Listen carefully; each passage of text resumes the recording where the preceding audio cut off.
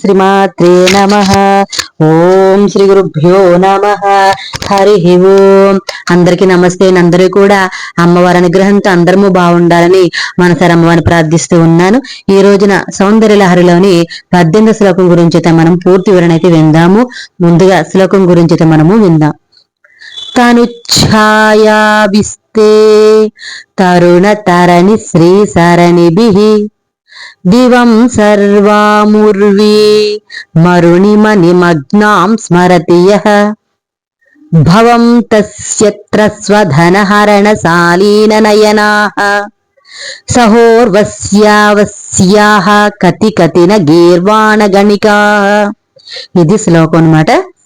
అయితే టీకా గురించి అయితే మనము విందాం.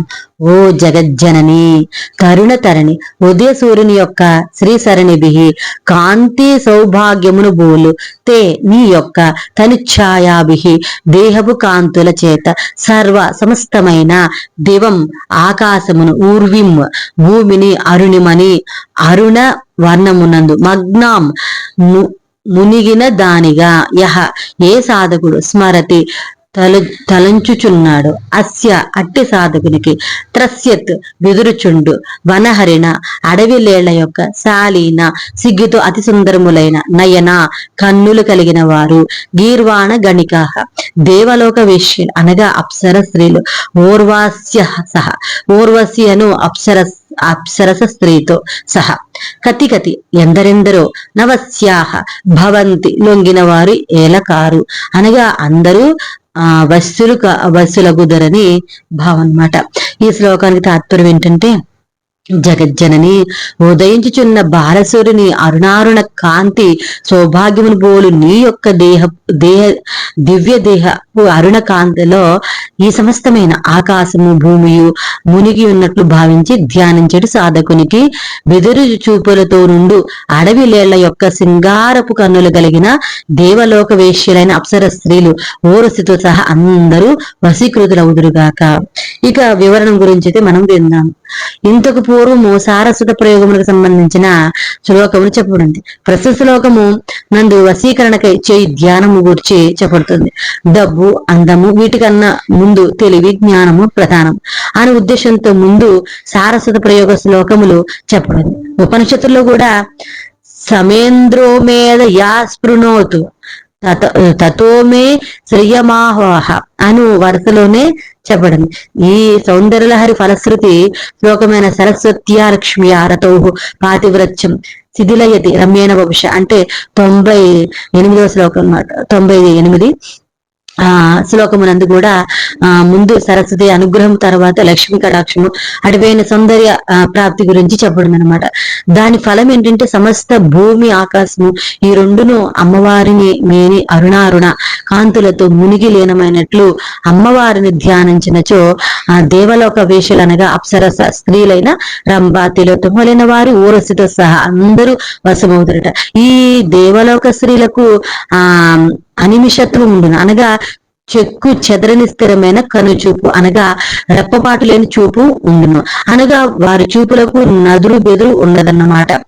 అది వారి సహజ దేవతలోక లక్షణం. అమ్మవారి మేని అరుణారుణ కాంతిలో భూమి ఆకాశము నుండును లీనమైనట్లు ధ్యానించిన సాధకుడికి రెప్పపాటు లేని అప్సర స్త్రీలు కూడా అందమైన బెదురు చూపులు సొగసు తనంతో వసమే వెంటబడదరట.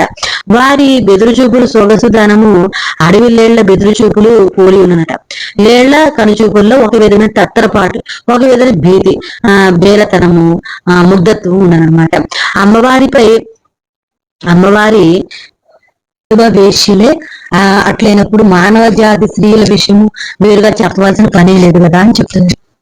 అమ్మవారి మేని సౌందర్యమును శ్లోకంలో చెప్పిన విధంగా ధ్యానించి అనుభూతి పొందిన సాధకుని అనుసరించి ముల్లోకి యువతులు వెంటబడుతురేమో గాని సాధకుడు మాత్రం అమ్మవారి సౌందర్యమును ధ్యానంలో దర్శించిన తర్వాత ఇక ఎట్టి ప్రలోభమునకు లొంగడని కూడా శ్లోకమునకు అర్థము చెప్పుకోవలసి అనగా అమ్మవారి సౌందర్యం ముందు అమ్మవారి సౌందర్యం అంత తక్కువ అన్నమాట కదా.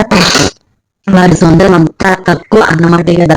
ఊర్వశి ప్రత్యేకత ఏంటంటే దేవలోక వేశ్యలు ఆయన అప్సరస్త్రీలందరూ ఊర్వశితో సహా వశమవుతారు అనే శ్లోకంలో చెప్పబడింది. దీన్ని బట్టి దేవలోక వేశ్యలందరిలో ఊర్వశికి ఒక ప్రత్యేకత ఉండవలనని అనిపించను. ఊర్వశి నారాయణుని తోడ అంటే ఊరు నుండి పుట్టినదుడయే ఆమెకు ఆ ప్రత్యేకత ఉండవచ్చును. రంభ దేవలోక వేశ్యలందరిలోనూ ఎక్కువ అందగత్తే అని అందరు. ఈ విధంగా అందరికీ అనిగాక ఒక్కొక్క వ్యక్తికి ఒక్కొక్క విధమైన రూపు గలవారు అందంగా కూర్చుతారు. అనగా ఒక వ్యక్తికి తన మనసులో నచ్చిన రూపం అనగా ఊహలో రూపం ఒకటి ఉంది. ఆ మనసులోని ఆ నచ్చిన రూపము అతనికి ఊర్వశి.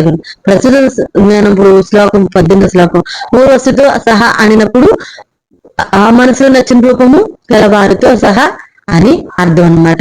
తర్వాత 19 శ్లోకం గురించి విందాము. అంతవరకు స్వస్తి. ఆ అమ్మవారి అనుగ్రహం మనందరి పైన ఉందని కోరుకుంటూ ఉన్నాను. సర్వేజన సుఖం సమస్త మంగళానుభవంతు. స్వస్తి. ఓం శ్రీ మాత్రే నమః.